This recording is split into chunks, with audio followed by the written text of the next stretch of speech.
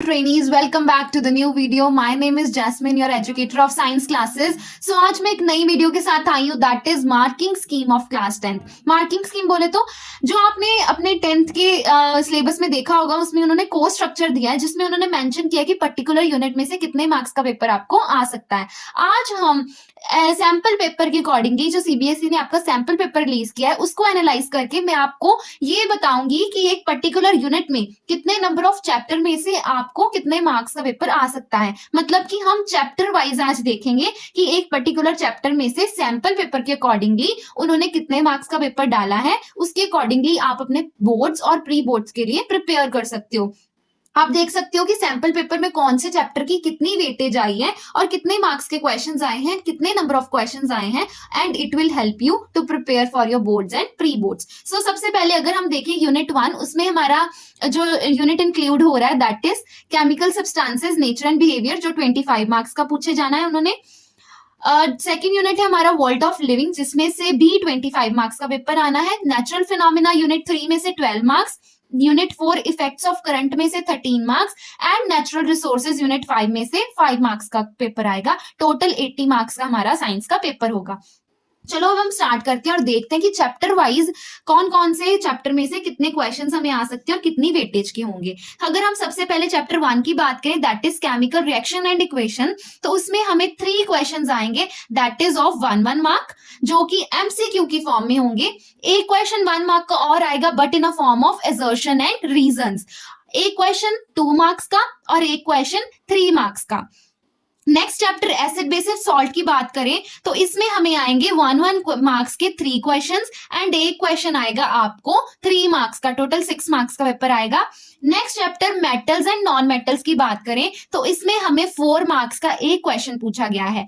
यहाँ पर जो चैप्टर फर्स्ट में 2 मार्क्स का क्वेश्चन है ये इन चॉइस पूछा गया, इंटरनल चॉइस है इस क्वेश्चन में. और ये जो इंटरनल चॉइस है ये मेटल एंड नॉन मेटल के साथ पूछी गई है. मतलब एक क्वेश्चन आपको केमिकल रिएक्शन एंड इक्वेशन में से पूछा जा सकता है और दूसरा क्वेश्चन चॉइस में आपको मेटल्स और नॉन मेटल्स में से पूछा जा सकता है. सो अगर वो 2 मार्क्स का क्वेश्चन आपको मेटल्स या नॉन मेटल्स में से पूछते हैं तो ये आपको 4 की जगह 6 मार्क्स का पेपर आएगा मेटल या नॉन मेटल्स में से according to sample paper.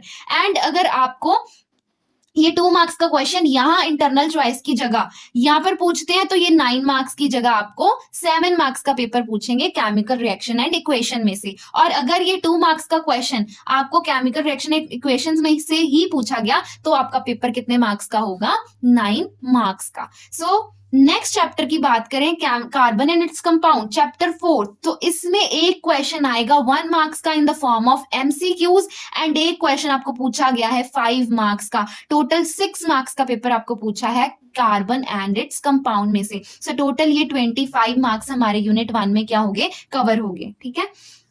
Next जो यूनिट 2 है हमारा बायोलॉजी का, उसमें चैप्टर 6 लाइफ प्रोसेसेस की बात करें तो आपको 2 क्वेश्चन आएंगे 1 मार्क्स के in the form of MCQ, एक question in the form of assertion and reasons. 2 question आपको पूछे गए हैं 2 मार्क्स के और एक क्वेश्चन आपको पूछा गया है 3 मार्क्स का. टोटल 10 मार्क्स का पेपर आपका आएगा लाइफ प्रोसेसेस में से. Next chapter, moving to next chapter that is control and coordination. इसमें एक क्वेश्चन पूछा गया आपको 1 मार्क का और एक क्वेश्चन पूछा गया है 2 मार्क्स का. टोटल 3 मार्क्स का क्वेश्चन पूछा गया है, पेपर पूछा गया है आपको चैप्टर कंट्रोल एंड कोऑर्डिनेशन में से. नेक्स्ट चैप्टर जो है हमारा हाउ डू ऑर्गेनिजम्स रिप्रोड्यूस, इसमें से एक क्वेश्चन पूछा गया है 1 मार्क का और एक क्वेश्चन पूछा गया है 5 मार्क्स का. टोटल 6 मार्क्स का पेपर पूछा है उन्होंने हाउ डू ऑर्गेनिजम्स रिप्रोड्यूस में से.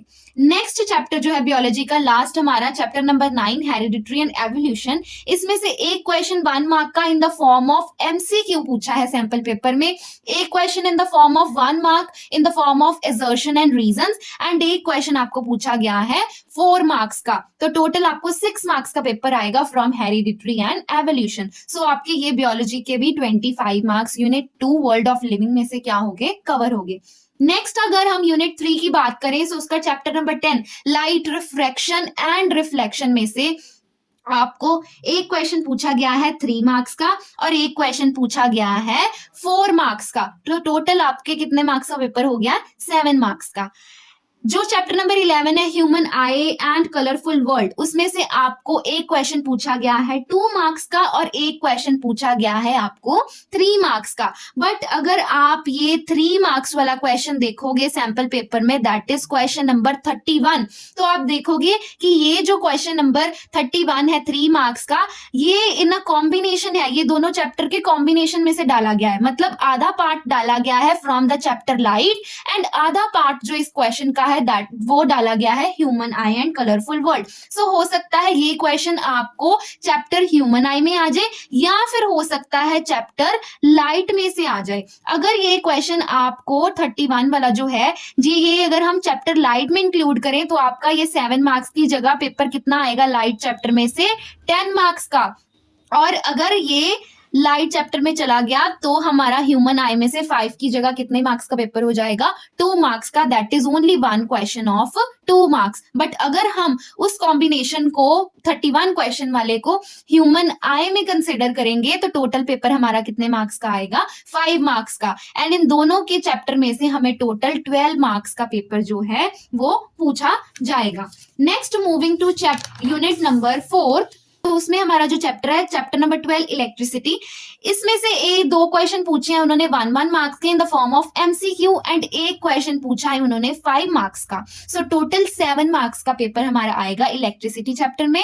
Next chapter number 13 magnetic effects of electric current, इसमें जो हमारी मार्किंग स्कीम है that is 2 questions of 1 marks, 1 more question of 1 mark but in the form of assertion and reason. And एक और question है जो हमें किसमें पूछा गया है 3 मार्क्स का पूछा गया है। सो टोटल 6 मार्क्स का पेपर हमें आएगा magnetic effects of electric current. So total 13 marks का पेपर हमें आएगा यूनिट 4 में से। Now last unit that is unit 5th, उसमें हमारा चैप्टर नंबर 15 इंक्लूड हो रहा है अवर एनवायरमेंट, जिसमें हमें 2 क्वेश्चंस पूछे जाएंगे, एक 2 मार्क्स का और एक 3 मार्क्स का। ठीक है, तो टोटल हमें 5 मार्क्स का पेपर आएगा अवर एनवायरमेंट में से। सो ये हमारे जो थी ये सारी मार्किंग स्कीम थी जो सीबीएसई के सैंपल पेपर के अकॉर्डिंगली मैंने आपको बताई है चैप्टर वाइज कि आपको कौन से चैप्टर में से कितने मार्क्स का पेपर पूछा जा सकता है और कौन कौन से क्वेश्चंस कौन सी फॉर्म में पूछे जा सकते हैं।